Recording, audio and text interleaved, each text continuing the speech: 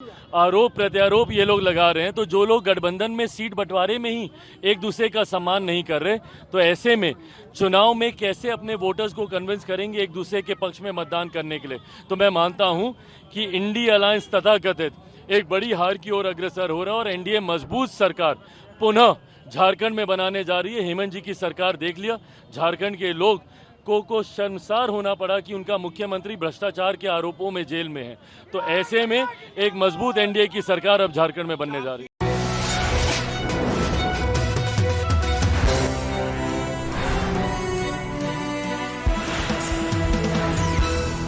झारखंड में पूरी मजबूती के साथ 24 तारीख को हम लोगों के प्रत्याशी, एनडीए के प्रत्याशी का नामांकन भी है, नॉमिनेशन भी है, उसमें भी हम रहेंगे। और लोगों में जो उत्साह है, हरियाणा चुनाव परिणामों के बाद जिस तरीके से लोगों में इस बात की उम्मीद विश्वास के साथ और बढ़ी है कि प्रधानमंत्री जी के नेतृत्व, उनके सोच वाली सरकार ही राज्यों का विकास कर सकती है। ऐसे में विपक्ष जिस तरीके से हरियाणा में हारा, उससे बड़ी हार की ओर अग्रसर होगा झारखंड में।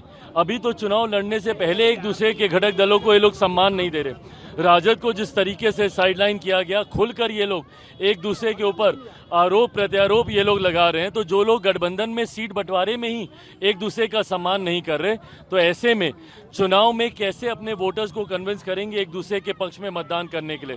तो मैं मानता हूं कि इंडी अलायंस तथाकथित एक बड़ी हार की ओर अग्रसर हो रहा है और एनडीए मजबूत सरकार पुनः झारखंड में बनाने जा रही है। हेमंत जी की सरकार देख लिया, झारखंड के लोग को शर्मसार होना पड़ा कि उनका मुख्यमंत्री भ्रष्टाचार के आरोपों में जेल में है।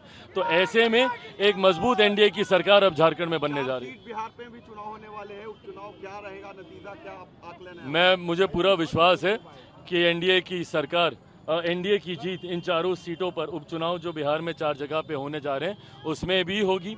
भाजपा की भी मजबूत तैयारी है, जदयू की भी मजबूत तैयारी है। मैं मानता हूं कि इन चारों सीटों पर एनडीए जीतने जा रहा है। कश्मीर में नई सरकार बनने के बाद भी आतंकवादी हमले हुए, बिहारी मारे गए हैं वहां पर। जिस तरीके से पिछले 10 सालों में जिस तरीके से केंद्र सरकार के शासन में एक लंबे समय तक घाटी में, जम्मू कश्मीर में जिस तरीके से एक शांति का माहौल देखने को मिला, नई सरकार के बनते ही पुनः वहां पे जिस तरीके से आतंकियों ने और उनके संगठनों ने अपना सर उठाने का काम किया, ये कहीं ना कहीं दर्शाता है कि इनको संरक्षण देने का काम यही दल करते हैं जिन दलों ने इतने वर्षों में जम्मू कश्मीर को बर्बाद करने का काम किया।